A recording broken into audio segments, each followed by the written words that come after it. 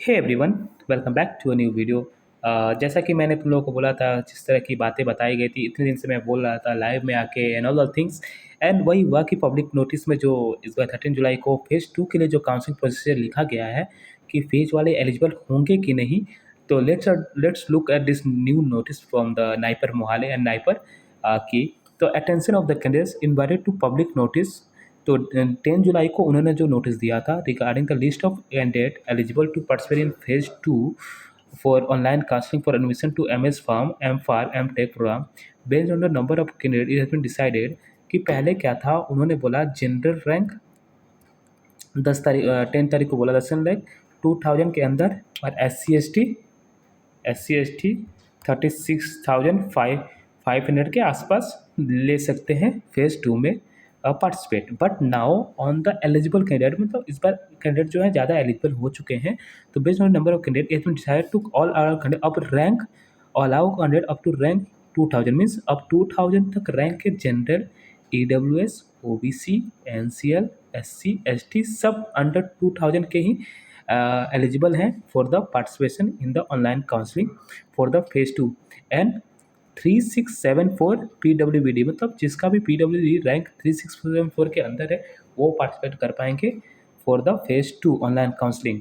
और नेक्स्ट में लिखे हैं eligible candidate with rank beyond 2000 will be permitted to participate in subsequent round, मतलब राउंड थर्ड में of online counselling as per availability of the seat, मतलब seat available होगी तो वो थर्ड राउंड होगा, ऐसा उन्होंने बोला है।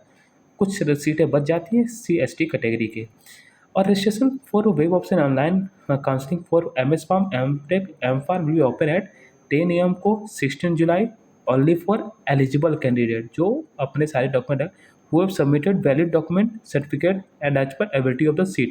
तो अगर वैलिड डॉक्यूमेंट नहीं की हो तो तुम नहीं सबमिट कर पाओगे। Candidate R be inform that online counselling fee of इतना जनरल OBC 1000 फी, जनरल OBC EWS PWD और ₹500 SC ST के लिए, मतलब 1000 तुम्हें फी करना पे करना है जो भी जनरल OBC EWS है, और 500 SC ST। Okay, has to be part of NIPER JEE 2026 poster onward. अब लास्ट देखते हैं कि जो फेज़ 1 के लिए इन्होंने क्या बोला।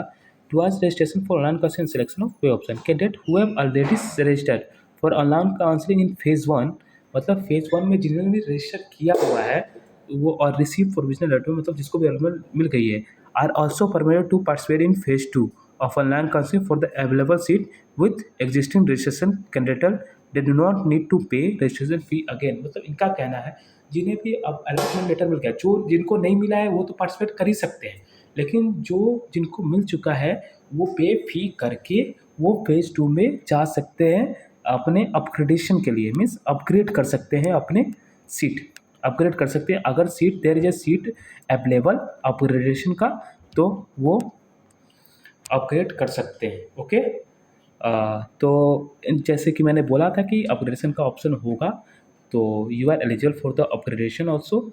और अब जो 2000 के अंदर ही जो रैंक है वही पार्टिसिपेट कर सकते हैं फेज़ 2 के लिए, और बियॉन्ड द फेज़ 2 रैंक वाले वो थोड़ा वेट करें। अगर सीट मैट्रिक्स थोड़े खाली होंगे SC ST के एंड अदर थिंग्स कैटेगरी के ही खाली होते हैं तो उनको मौका दिया जाएगा for the phase 3 and other subsequent round के लिए। तो यही नोटिस है जो कि अभी आज 13 को आई है, एंड 13 को जो न्यू नोटिस है, तो यही की टेकअवे है सारा कुछ नाइपर के लिए। आई होप ये वीडियो अच्छी लगी होगी, और जो जो भी मुझसे कनेक्टेड हैं उन्हें पता होगा कि मैं ये बातें पहले से बोलते हुए आ रहा हूँ। ये पहले भी नाइपर का हुआ है काउंसलिंग, और थोड़ा बहुत चेंज है इस बार, बट वैसे ही हो रहा है सब कुछ। इनको वो पब्लिक नोटिस में पहले नहीं बताया, बस लास्ट डे पे बता रहे हैं, दैट्स ऑल। तो thank you so much for watching this video. Hopefully तुम अच्छे से प्रेफरेंस बनाओगे नेक्स्ट राउंड के लिए, and you got your dream college और dream branch, and you got any NIPER. Thank you so much, bye bye.